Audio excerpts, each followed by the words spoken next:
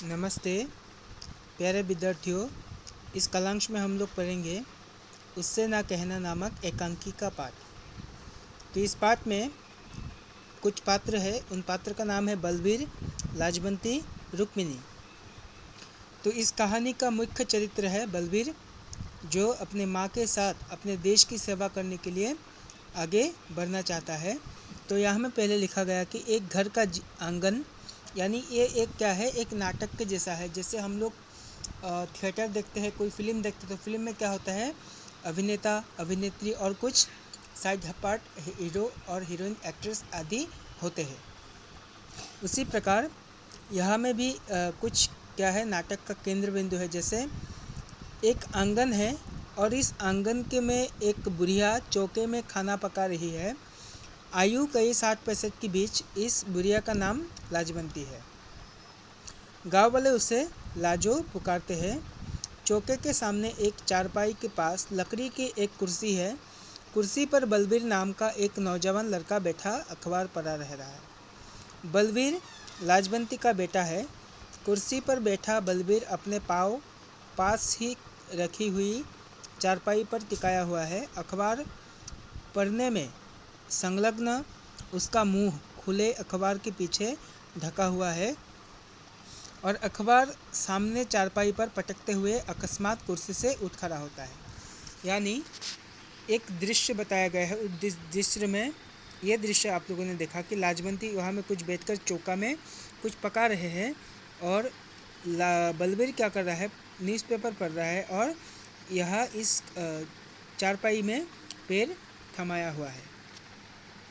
तो यहाँ में पहले दिया गया कि बलवीर और लाजवंती के बीच बातचीत चल रही कि माँ, मैं आज नंबरदार के पास जाकर अपना नाम लिखवाऊँगा। यहाँ में बलवीर क्या करना चाहता है, देश की सेवा करने के लिए आर्मी में यानी सेना में भर्ती होना चाहता है। तो वही बात अपने माँ को बता रहा है कि मैं आज नंबरदार के पास जाकर अपना नाम लिखवा आऊँगा।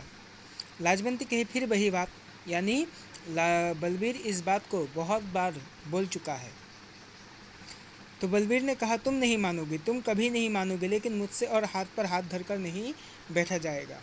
यानी उसे कुछ काम करना है, उसे अपने देश की सेवा करना है। तो लाजवंती कहा,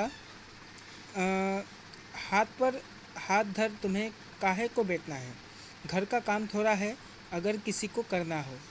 यानी लाजवंती क्या करना चाहती है, लाजवंती अपने बेटे को अपने पास ही सदा रखना चाहती थी।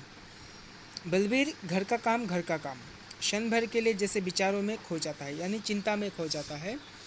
तो लाजवंती कहती है, अपनी ज़मीन है, डोर डागर है, बुढ़ापे में मुझसे ये सब संभाला नहीं जाएगा, ये सब संभाला जाएगा। यानी बलवीर कहता है कि मैं अभी नौकरी कर लेता हूँ और बुढ़ापे में ये घर बार ज़मीन सब संभाल लूँगा।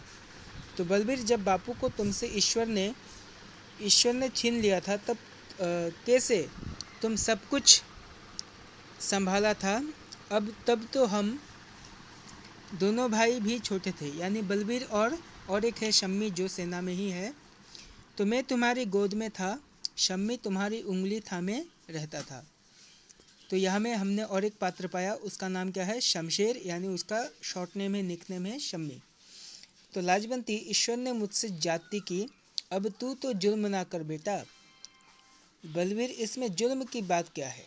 लाजवंती कहता है, मैंने शमशेर को हंसते खेलते फौज में भर्ती करवाया, ये मेरा ही कलेजा था, मेरे सिर का साई फौज में काम आया।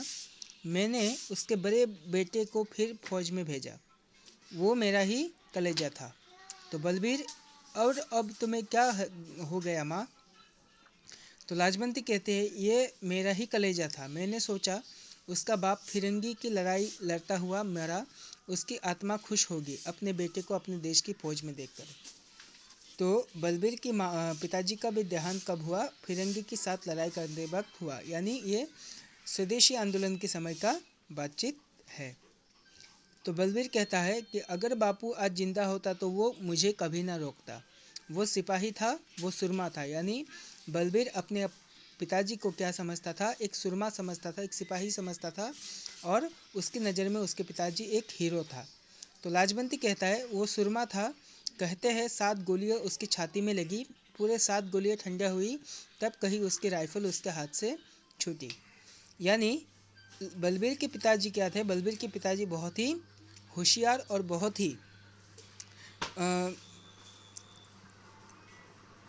ही समझदार सेना थे, जिसकी छाती में 7 गोलियां लगी थी, फिर भी उसकी मृत्यु नहीं हुई। इसके बाद 7 गोलियां लगने के बाद उसको बंदूक अपने हाथ से छूटी थी। तो यहाँ में अभी बलबीर कहता है, उस शेर बाप का बेटा में हमारे देश की पवित्र धारा की बेरी रौंदता चला जा रहा है। माँ, तू मुझे यूँ बांध कर ना रख। यानी बलबीर क्या करना चाहता है? बलबीर किसी भी प्रकार सेना में भर्ती होना चाहता है। लाजवंती कहते, सारा दिन तू अखबार में सिर दिए रहता है। बलबीर, घर बैठा मैं तेरे कोई काम नहीं आऊँगा। मेरे साथ सारे साथी भर्ती हो रहे हैं। पीछे गांव में अकेला मुझे खाली कोठे खाने को दौड़ेंगे। माँ, तुमने वो तस्वीर देखी है हमारे प्रधानमंत्री की?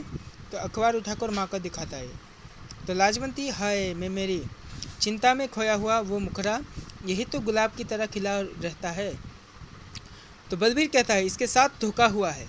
जिसे वो भाई कहता था, उस भाई ने आज इस पर हमला कर दिया है। जिस आज़ादी के लिए सारी उम्र ये कष्ट झेलता रहा, आज वो आज़ादी फिर खतरे में है। लाजवंती, हिंदी चीनी भाई भाई अभी काल की बात है, गली गली बच्चे नारा लगाते हैं। तो बच्चे क्या नारा लगा रहे हैं कि हिंदी चीनी भाई भाई, यानी चीन और भारतवर्ष के साथ युद्ध चल रहा था, उसी बीच बच्चे नारा लगा रहे थे। तो बलबीर ने कहा, पहले उन्होंने मंचूरिया पर काबू किया, फिर सिकियांग पर दबदबा जमाया, जब फिर तिब्बत उनके आतंक का शिकार बना। पिछले दिनों वे आज़ाद मंगोलियों पर दौरे डाल रहे थे और अब हमारी सरहद में घुस आए हैं। तो यहाँ तक बलबीर और लाजवंती की बातचीत चल रहा है। इसके बाद का पार्ट हम लोग इसके नेक्स्ट कालांश में पढ़ेंगे। आज के लिए बस इतना ही। नमस्ते।